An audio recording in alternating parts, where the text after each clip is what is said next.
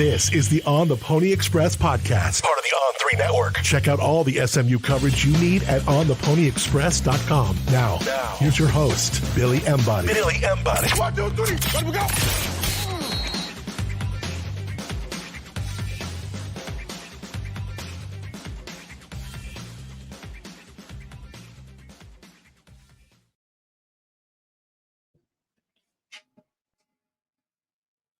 Well, welcome in, ladies and gentlemen, to a live edition of the After Stangs Show right inside Ford Stadium. I'm Billy Embody. Dean Ralsky here as we just got done watching SMU depart the field 48-25 or 48-28 win in 48-25 win in hand for SMU over previously undefeated Pitt. But the Mustangs took control of this one right from the get-go and were able to absolutely roll. Yeah, it started with that pass to Keyshawn Smith where he broke the initial tackle and took it around 43 yards. And they drove down that field on that drive. And they really never looked back. It's easy to say that, but it's just that simple. And, you know, for SMU, they really just looked like a team that was ticked off with how they played offensively with the turnovers. They won the turnover battle again tonight, got back on the right side of that. And, you know, Kevin Jennings, this offense, Brashard Smith, everybody just looked in sync. Yeah, and I think Coach Lashley has proved now he can get his teams ready for big games.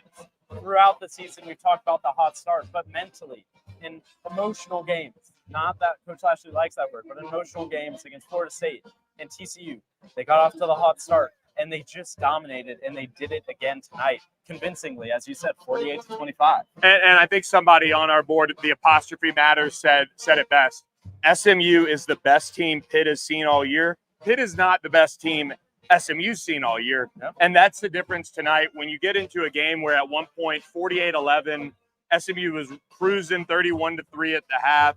Brashard Smith, multiple highlight reel touchdowns, and you get contributions from all sorts of different players on this team offensively. And meanwhile, your defense was able to just play lights out, control this Pitt offense, which does have a star in Desmond Reed. Yeah. But when you look at a guy like Eli Holstein coming off that concussion, he just looked out of sorts. Yeah. And, you know, people were worried coming into this game about how thin the receiving options were for SMU. That was not a big factor in this game in a good way, right? You saw Keyshawn Smith step up. Brashard Smith made plays out of the backfield. And then, of course, Matthew Hibner with the 80-yard touchdown. That was really the icing on the cake on a beautiful night for SMU. And Kevin Jennings finishes 17 of 25, 306 yards, 2 touchdowns, 68% completion percentage, no turnovers. Looked really comfortable overall. And I think you've got to give him credit for flushing what was a wild night with turnovers down the drain and moving on. And that's the type of kid Kevin is. You know, we hadn't seen him face that adversity just yet. So it was a wait and see. But I said it on the board, Kevin doesn't really get too up and down. We know that. And the most emotion we probably even seen out of him was post-game at Duke, you know, being emotional about how he played. But they were able to as a whole, turn the page, and you got to credit Kevin for that. Absolutely. And this offense, you know, coming into this game, people thought, well, Pitt might just sit back and try and force Kevin Jennings to beat Pitt with his arm. And he did that. He didn't scramble a whole lot tonight, but he didn't need to. The offensive line protected him pretty well. And he was able to find receivers, as you said, no turnovers. And we saw him complete short passes. And then, of course, the deep one to Keyshawn Smith in the fourth quarter with one-hand snag. I got to give SMU's defensive line credit. You know, that is a group that has played well pretty much all year. Yeah. And they've continued to assert themselves when, you know, after a game against Duke where the defense didn't play up to its standard. I think they know that. But when you piece together all the things that they were able to do to this Pitt offense, really impressive stuff. Absolutely. And they got the turnovers piece tonight, something they didn't have against Duke. But it started with the defensive line, forcing the pressure, forcing the fumbles, and they're just relentless. And it's not one guy. It's really not. You see Elijah Roberts get banged up, but that doesn't mean this defensive line isn't impactful anymore. They're still getting pressure on Eli Holstein. He really felt the pressure, and you saw that tonight. 13 carries for 49 yards for Desmond Reed, one of the most explosive guys in the country, wasn't able to get it done tonight. And that starts with the defensive line. I think SMU's defense just really elevated their performance. I don't know what was said this week when it came to the pregame discussions with the staff and things like that. But whatever it was absolutely stellar because these guys came out ready to play. I was down here on the field, which shout out to SMU for once again showing out and doing it on a big stage, top 20 matchup, 2 other games involving 2 ranked teams, or 1 other game, and that was Penn State, Ohio State. And it was one of those nights where SMU fans are probably pinching themselves because Clemson also loses. Right, to a Louisville team that SMU went on the road and beat. And now that looks like a really impressive win. Could help their resume with the college football playoff rankings being released on Tuesday. And, Clemson wasn't the only ranked team. There were a couple that might fall behind SMU in the newest rankings. So we'll have to wait and see. But it was a great night all the way around for SMU. Couple notes here. A.J. Davis was a scary scene. Neck injury, carted off into the ambulance, and they take him to the hospital. He actually ended up being back on the. He actually ended up being back on the sideline here at the end of the game. So his family was down there. Very scary scene. But for SMU, that is good to see. That's what you want. There are a couple guys banged up like Elijah Roberts. Brashard Smith is playing through some things, but all in all, a pretty okay game from the injury perspective. Elijah, they held him out once he got nicked up, but for this SMU team, they really are maybe feeling the physicality, and now they go to a bye week. They get a chance to kind of recuperate a little bit and get right back on the track physically maybe. Yeah. And it was a really impressive response from the team to close out that first half because that was a tough moment for everybody in the stadium. Yeah. But the defense got the stop coming right out of the break, and then the offense gets themselves into field goal range, and Colin Rogers drills a 50-yard field goal because that's what he does. The only other injury I think to take note of is Kobe Wilson we saw towards the end of the game. We'll try and get an update from Coach Lashley here about all those injuries. But to your point, overall, they come out of it pretty well. And, as the band is wrapping things up, Rhett's about to go on live on the ACC network here. So it's been such a long wait that we've said, all right, we're going to flip this over to do this now, but we'll take note at home next time, the band playing behind us. But I think they've wrapped it all up for the most part there. But, a couple other things for me, when I look at what SMU's been able to do with Brashard Smith and knowing that he's playing through something because he gets up, slow every now and again and things like that. But he is just incredible and doesn't deserve enough credit on a day when Nick Saban led off talking about SMU with saying that Kevin Jennings is the most underrated player in the country. And Kevin had a great game. Brashard Smith, 23 carries, 161 yards, 2 touchdowns on the ground, 4 carries, 21 yards, and a touchdown through the air. He just continues to dazzle. Teams are just finding it hard to stop him. Even when he is banged up, he still looks explosive, which is really impressive. You saw him take 171 yards to the end zone where you kind of wondered, does he have the breakaway speed still? He does. He does. And speaking of breakaway speed, Matthew Hibner, we kind of said this to people on the board. If you're not an On the Pony Express subscriber, jump on board with us now. It's a party. Recruits Reaction is already up. But one thing we said this summer is that Matthew Hibner surprised his coaching staff with his athleticism. To go 80 yards and outrun guys the way that he did, really, really impressive. And it wasn't just linebackers tracking him down. I mean, it was power forward, defensive back, safeties, corners, whatever you want to call them. And he was pulling away from them in the third quarter in a physical game where he's been blocking a lot. Really impressive from him. And it just encapsulated this game perfectly. Yeah, Jake Bailey did not play tonight as well. So that is something that now he's into the bye week. Now he can maybe get a little bit healthier, which would be big for SMU.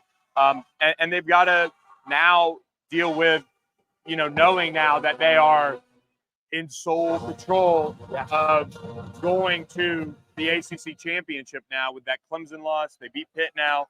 And the only other team that remains undefeated is Miami that, pulled away from Duke eventually. And it's pretty crazy to think about. And while people might say, well, SMU's got a pretty favorable remaining schedule, each of those 3 remaining teams can now motivate themselves by saying, we can ruin SMU season. Yeah. So they cannot take their foot off the gas. It was an excellent performance tonight. And I think a performance like this will motivate them even more because they know they're just one step closer to accomplishing what they've said they wanted to do from the summer, which is make it to Charlotte. Yeah, and it's wild to think that it's ahead. So let's take a couple questions here, and we'll jump on with our On the Pony Express subscribers and answer some of their questions. Quick reminder, guys, we are running a homecoming special, so join the site right now, 50% off. We just hit 1,000, so big weekend for On the Pony Express. It's been a lot of fun, but all right, here we go. The first question, have you booked your flight to Charlotte yet? I actually have not, even though I probably wouldn't say it if I did. Right. But I do try to jump on flights early. Like I booked Charlottesville a couple months ago. So, we'll see. Maybe tonight changes things. But what hotel are we staying at in Charlotte? Don't know. SMU Law asks, do you think Louisville is better than Pitt? I would probably say, I think if they played right now, I think Louisville would hang up a similar number on Pitt that SMU did tonight. Yep. I just think that Louisville offense is really talented. Tyler Shook, super experienced quarterback. I think they might be Pitt. I'm right there with you. I think we talked about that in the first quarter, actually. Yeah. So we got some people bugging the press box. All right. 10, 11, 17, 18, 19, 24, all go down. Where do we rank, and do we make the college football playoff projected draw next week when they unveil it? I don't think we'll make it as an at-large bid next week, but from talking with some other people and my own opinion, I think you could see them sitting right around 15. Anything higher than that, I think would be great, but right around 15 with the number of ranked teams that lost tonight. Yeah, I think 15. I think the committee's going to give Miami the credit, and then if SMU were to lose to them, they're going to shut it down for whatever reason. But yeah. SMU does have one loss, but we'll see. All right, a lot of people keeping the weekends open now. All right, surprise player from tonight. I mean, I would probably say Matthew Hibbner.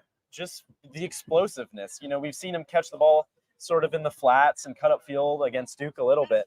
But to show the athleticism that he had, I would also say, speaking of athleticism, SMU's second touchdown from Roderick Daniels Jr. was quite the display.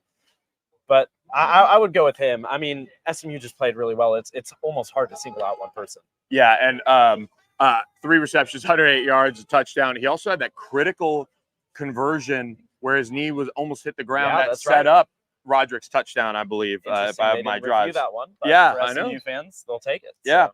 What was the game plan? Seems like we shut down the run. I think for SMU, they had to start with shutting Pitt down on the ground. Desmond Reed, you had to shut him down and make Eli Holstein beat you. And make Pitt become one-dimensional with an offensive line that has struggled and with a quarterback that struggles when there's pressure against him. It was a recipe for success, and they executed it to perfection tonight. Holstein finishes 29 of 47, 248 yards, no touchdowns, an interception. Just kind of out of sorts. I mean, not a terrible night in a sense, but they were able to control him once they got control of Desmond Reed. What do you expect this bye week to look like? I think it will allow SMU to sort of calm down mentally and not become complacent. Not that there have been any signs of that, because they absolutely dominated tonight. And, of course, get healthy physically, and maybe not with players we're mentioning right now, but just every player playing this amount of Power 4 games, they will be bruised and banged up. We've talked about it all season long. So I think just mentally and physically recovering and resetting, and as Rhett Lashley has talked about, they're now heading into the 4th quarter of their season, so they'll be able to sort of have that mindset moving forward. Wild. SMU 8-1 now. Wow. Crazy. Coucham, why are we so great? What's your couple points? I mean, I think it has to be the hot start. Rhett Lashley has just become a great scripter, if that's a word, on that opening drive, even against Duke last week. I mean, they got them down inside the 10-yard line, just a miscommunication there on the handoff. But when you're able to just play from ahead, you're playing with confidence, and then the defense can go out there knowing you're playing with the lead. And I mean, how can you not just say the defense is why we're so good, whether it be forcing turnovers or, again, last week, they didn't force any, but they found a way to win. It's just, this team is special. It really is. This defensive line, it starts there, a corner group that was able to handle Pitt's receivers, I felt like, pretty well. I thought that was a matchup that if SMU was able to force them to be one-dimensional, it'd be beneficial on SMU's side. And, but that defensive line, they just create so much havoc. It's just every quarterback, for the most part, that they've faced has really just looked uncomfortable. Totally. Even if they put up some yards and make some good throws, they've just looked uncomfortable. And like you said, it starts with the defensive line. And Smith. Yeah. I mean, yeah. Sorry, go ahead about the No. defensive line. Yeah, Not too much else to say. Yeah, it's just the defensive line is dominant, and they've done it against so many different opponents that you can't discredit their success anymore. I think the biggest thing for SMU is also just simplifying this team. Yep. You know what I mean? Like, play great defense, run the football with Brashard Smith. Kevin Jennings plays efficient football, win games, and win them like this. And normally that might not be a recipe for blowing teams out, but when you play that to your strengths so well, it's what you can do when you're limiting a team really to 11 points through 3.5 for the majority of that game. And then on the offensive side, they've just balanced the run and the pass so well week in, week out. I don't know if they got to 200 yards rushing.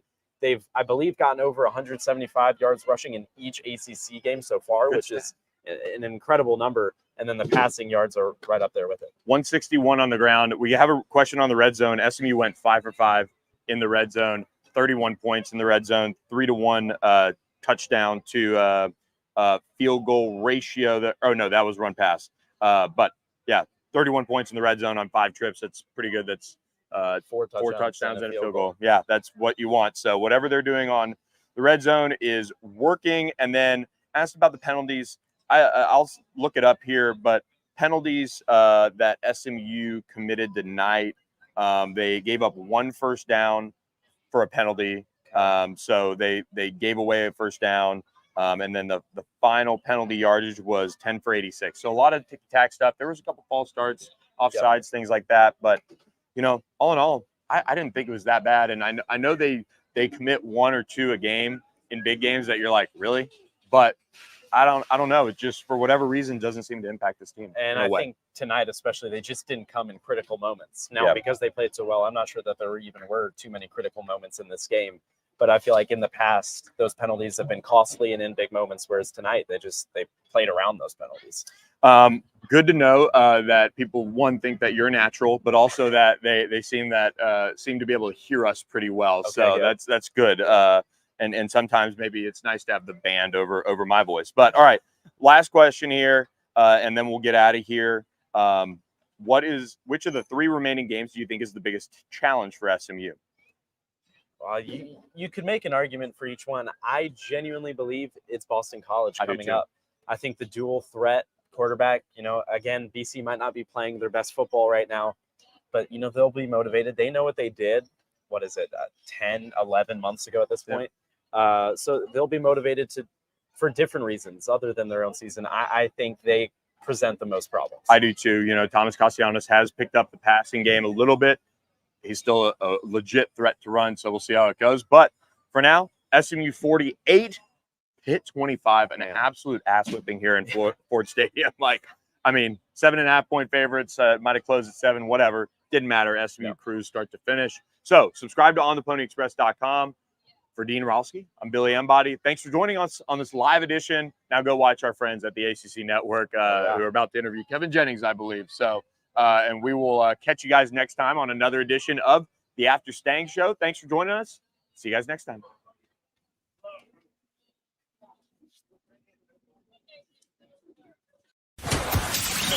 Thanks for listening to the On the Pony Express podcast with Billy Embody. Follow us on your socials on X at SMU on3 and on Instagram at on3SMU. And keep it locked to ontheponyexpress.com for more coverage.